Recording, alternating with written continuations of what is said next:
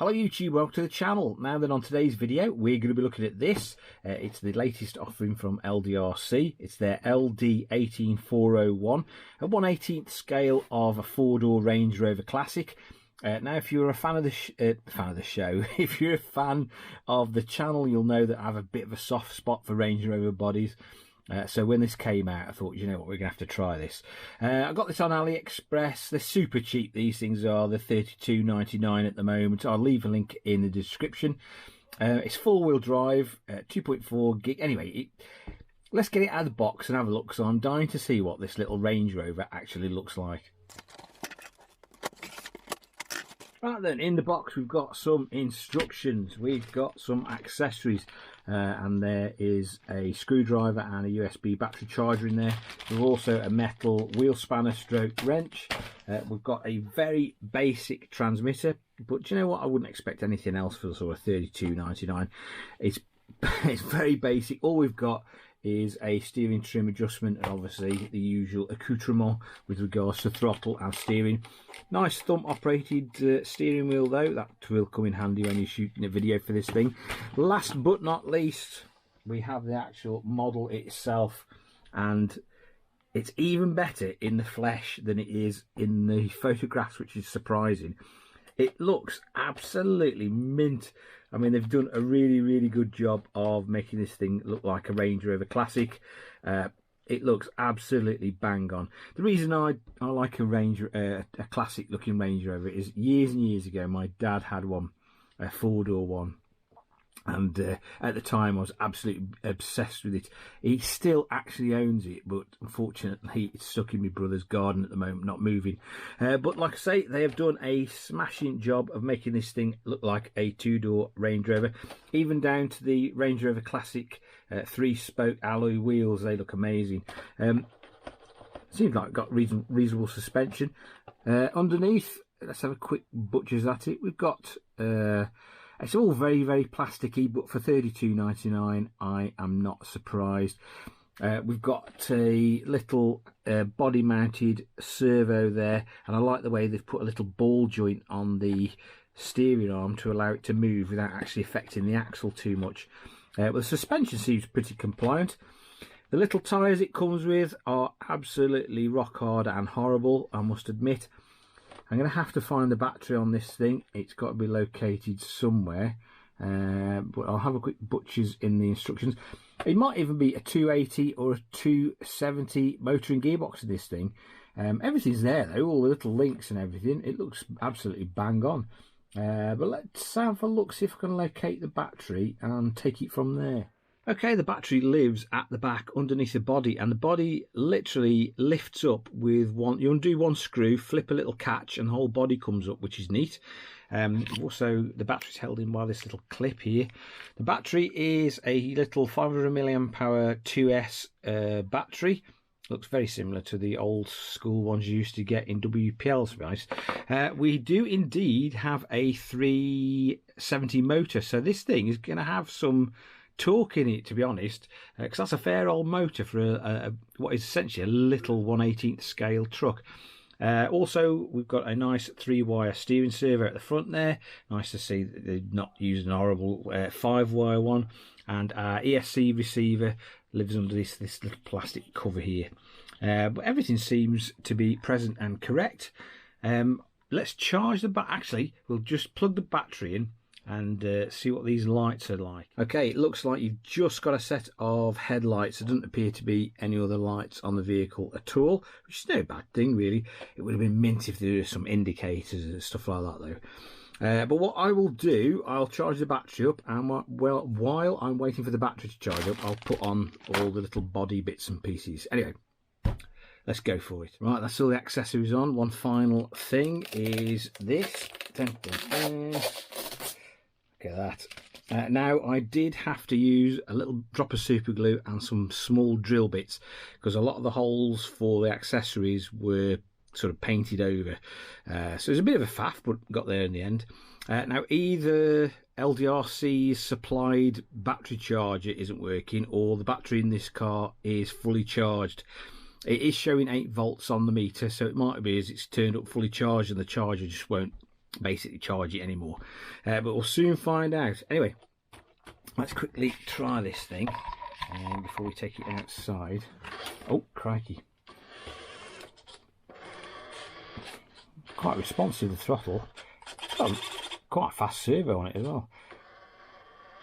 It's got a nice crawl. Yeah, loads of control. So we can do sort of one-handed. Give it something gentle to crawl over. Come on. I mean, I'm not expecting this thing to be a crawler. It's a little model, really, more than anything else. Like a little trail truck, probably, or a posh one. But at $32.99, I'm not expecting anything absolutely fantastic. It looks as though either it's the gearing or this thing's got a little drag brake, but it literally stops dead, forwards and reverse. Scale wise, let's compare it to the 1/18th scale Jeep Rubicon, and I would say from a scale point of view it's about right. Obviously this is lifted, has got portal axles on it, etc., but from a scale viewpoint I think it's pretty much 1/18th. But anyway, enough waffle. Let's go and try what could be the poshest trail truck in the world.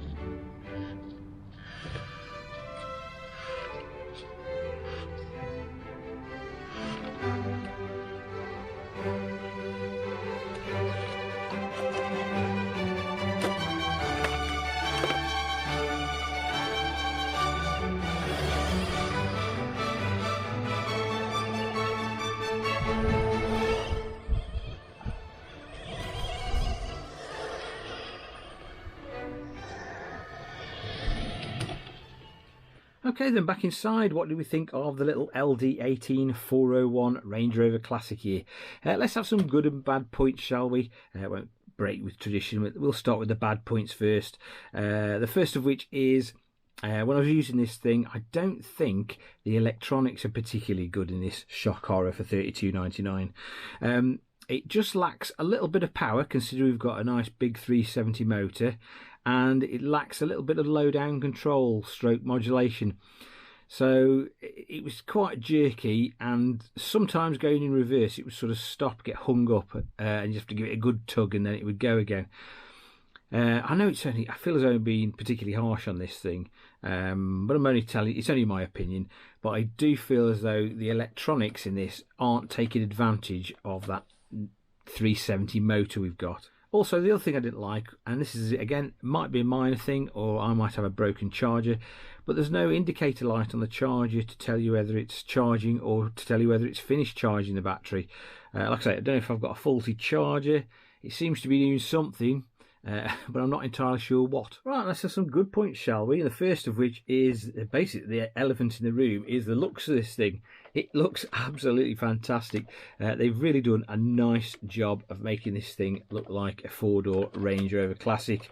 It is one of my favourite sort of off-road bodies, and for that, I can forgive it a lot of things. It looks really, really good, even down to the sort of the classic Range Rover 3-spoke alloy wheels. I love the looks of this thing. Second thing is the price. I mean, I picked this up for $32.99. It's a cheap RC. You really can't go wrong. I mean, just don't expect too much of it. The thing I've got written down on my list is spares backup. I'm sure I saw a page where you can get spare parts for these. Also, don't quote me on it, but I'm almost 100% sure I saw a page where you can buy upgrades as well. Things like metal shocks, metal drive shafts, etc. I did also check the wheel hex size on this, and it was about 8mm, so that means my EasyRC wheels and tyres will fit. They are a slightly larger diameter, so they will actually catch on the inside of the wheel arches, but they are a lot softer rubber, a lot nicer.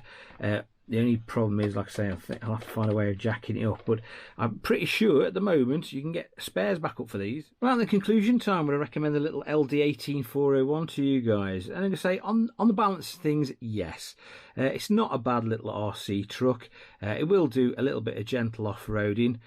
Just don't expect too much of it, and I don't think you'll be disappointed. I would like to see one of these fully upgraded, actually, with some better electronics and perhaps some better wheels and tyres, and then see what it was like. But on the balance of things, like I say, it's not bad for the money, and it certainly does look the part. As ever, I will leave a link in the description to where you can go and get this truck from. If you found the video of some use and interest, please give it a big thumbs up, and if you're feeling that way inclined, hit that subscribe button. It makes a huge difference to the channel. Once again, guys, thanks for watching, and I'll catch you again very soon. Thank you.